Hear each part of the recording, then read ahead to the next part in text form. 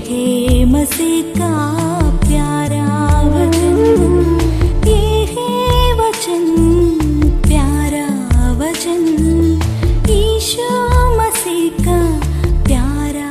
परमेश्वर के धन्य नाम की महिमा हो। प्रभात मनन के सत्र 1817 में आप सभी का बहुत ही विनम्रता के साथ स्वागत करता हूं। आइए एक और बार हम पढ़ते हैं इब्रानी अध्याय 3 पद 13। और जिस दिन तक आज का दिन कहा जाता है, हर दिन एक दूसरे को समझाते रहो, ऐसा ना हो कि तुम में से कोई जन पाप के छल में आकर कठोर हो जाए। पढ़ी गई पद पर दिया गया आज शब्द का महत्व पर हम चर्चा कल से कर रहे हैं। हम पिछले दिन कुछ ऐसे लोगों की भी चर्चा वचन से की थी जिनमें से कोई पाप पर जीत पाकर विश्वास को थामे रहे और फिर कुछ लोग पाप के सामने हार कर विश्वास को खो दिए। हम आज ये देखने जा रहे हैं कि मसीही जीवन में आज का महत्व क्या है। इस बात की चर्चा करते समय मैं अपनी सासू माँ के जीवन से एक उदाहरण बताए बिना जाना मुझे उचित नहीं लगता है। मेरी सासू माँ बेंगलुरु में रहती है।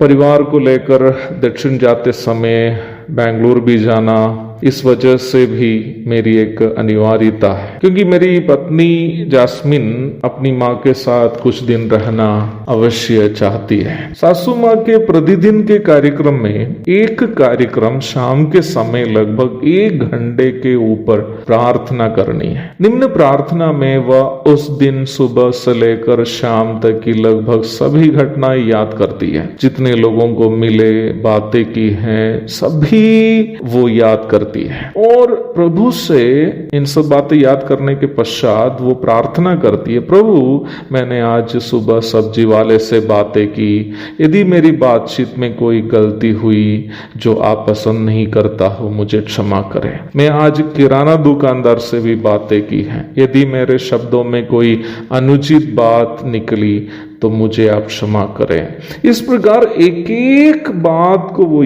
जो सुबह से शाम तक हुई है वो याद करते हैं और प्रभु से पश्चाताप करके मेल मिलाप की प्रार्थना करती है। ये उनका रोजाने का आदत है। मेरे प्यारो, आज शब्द का एक विशेष महत्व इस उदाहरण में आप देख सकते हैं। पाप के छल में फंसकर विश्वास में कमजोर नहीं होने के लिए हमें प्रत्येक दिन, जिसे हम आज कहते हैं, हमें पश्चाताप की प्रार्थना करनी है और प्रभु के साथ मेल मिलाप करनी है, ताकि हम पाप के छल में फंसकर विश्वास से कमजोर होकर हृदय हमारा कठोर ना हो जाए। हमें प्रभु के साथ मेल मिलाप करना है। साथ ही साथ जैसे हम वचन में पढ़ते हैं, एक दूसरे का प्रोत्साहन भी करना है। एक दूसरे का प्रोत्साहन करने का अर्थ केवल किसी की तारीफ करनी नहीं है, हम एक दूसरे के लिए भी प्रार्थना कर सकते हैं। एक दूसरे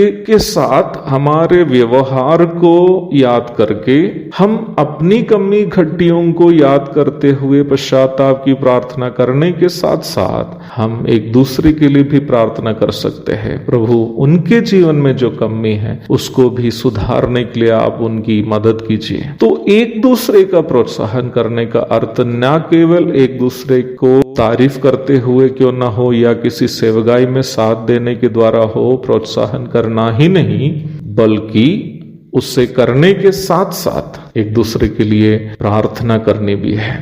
और एक दूसरे के लिए प्रार्थना करते समय हमें व्यक्तिगत रूप में प्रभु के साथ एक मेल मिलाप की प्रार्थना करनी बहुत ही अनिवार्यता है, जैसे मेरी सासू माँ करती है। मैं उनके जीवन से, उनके इस स्वभाव से बहुत अधिक प्रभावित हुआ हूँ, इसलिए ही मैं आपके साथ भी इस बात को बांटा। एक और शुभ दिन की धन्य कामनाओं के साथ आज का मनन मैं यहाँ समाप्त करता हूँ। प्रभु आप सबको आशीष दे।